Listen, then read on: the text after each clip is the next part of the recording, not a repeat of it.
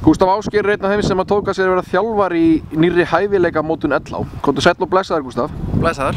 Nú ert þú að fara að þjálfa krakka í Reykjavík, unglinga, 14–17 ára, sem ætla sér að taka þátt í hæfileikamótun. Hvernig líst þér á þetta verkefni? Mér finnst þetta spennandi verkefni. Mér líst vel á að það sé verið að styðja við þessa krakka og reyna að tryggja þeim góða reiðkennslu og þannig að þau geti þróað sína hesta og sín verkefni eins vel og mögulegt þetta er sem þá hugsanlega framtíðar landsliðspör. Veistu hvernig þessu verður háttað? Þau koma náttúrulega með sína hesta hlýtur að vera og fá bara aðhald með þá?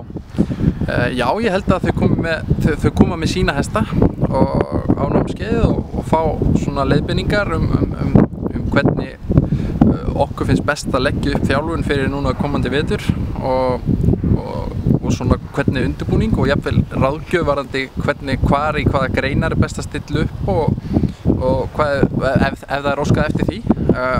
En helst aðalmarkmiðið er bara að reyna að hjálpa þessum krökkum að ná sem allra mestum árangri bæði í sumar og svo næstu árum og vonandi að verða frábæri landsliðsknappar fyrir Ísland í framtíðinni. Nú var þetta ekki boðið því að þú varst sjálfur unglingur, hefur viljað fá svona tækifæri? Mér líst vel á þetta. Ég fór á öll svona námskeið sem boðið var upp á sínum tíma þegar ég var í þessum flokkum og ég held að sem ungi knapar eiga að þiggja öll tækifæri sem til þeirra koma til þess að sækja sér menntun og læra, halda áfram að þróa sitt verkefni. Veistu hvað þetta er margar helgar við veturinn, manstu það? Þetta er 3 helgar og svo held ég inn í þessu sýnikennslur og svona einhverju punktar sem gefnir eru eftir æfingu þegar komið er til vor hvað fólk þarf að bæta og svoleiðis. Þannig að ég held að já, það er þannig sem þetta er byggt upp. Þannig að þú hvetur bara alla krakka 14–17 ára sem vilja fá frekari aðstoð til þess að sækja í þessa hæfileikamótun LH? Já, ég held að það sé engin spurning sko.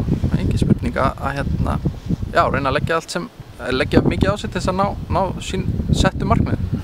Gústaf Ásgeir, takk fyrir spjallið, gangi þér vel og ykkur með þessa hæfileikamótun. Takk fyrir.